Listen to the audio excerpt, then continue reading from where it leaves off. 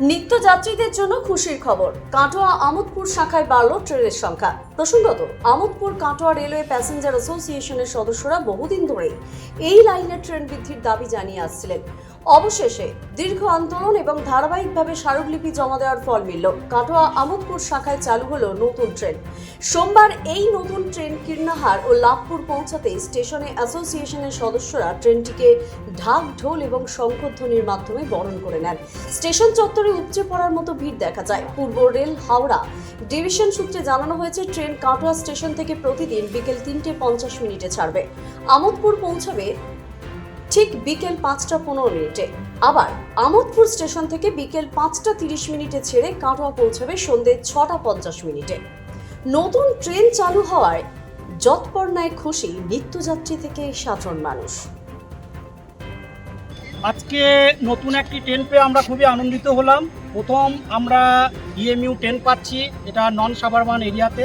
তাতে আমাদের খুব একটা সুবিধা হলো, যেহেতু ভবিষ্যতে কাটোয়াতে অনেকগুলো রাত্রেবেলায় ট্রেন দাঁড়িয়ে থাকে।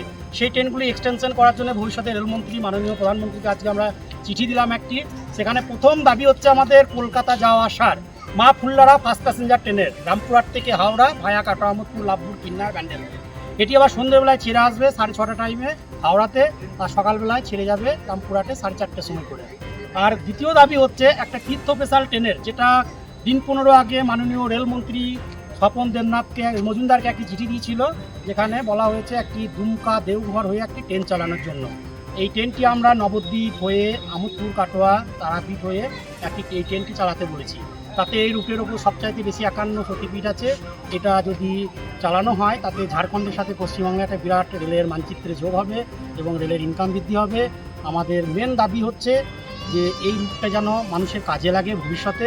তাতে 24 ঘন্টা স্টাফ নিয়োগ, আমোদপুর যে জংশন স্টেশনটি আছে সেই স্টেশনটি মেন প্ল্যাটফর্মের সঙ্গে অ্যাড করা, প্রায় 700 মিটার দূরে 4-5 প্ল্যাটফর্ম যেটি করেছে কাটোয়া আমোদপুরের, সেটি যোগ করা। আর ওখানে একটি টিকিট কাউন্টারের জন্য দাবি।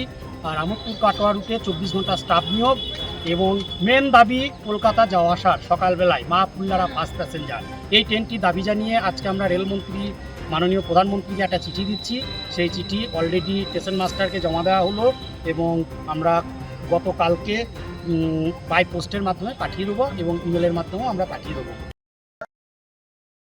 দ্য সহজ পাঠ, সহজ কথা, সঠিক তথ্য।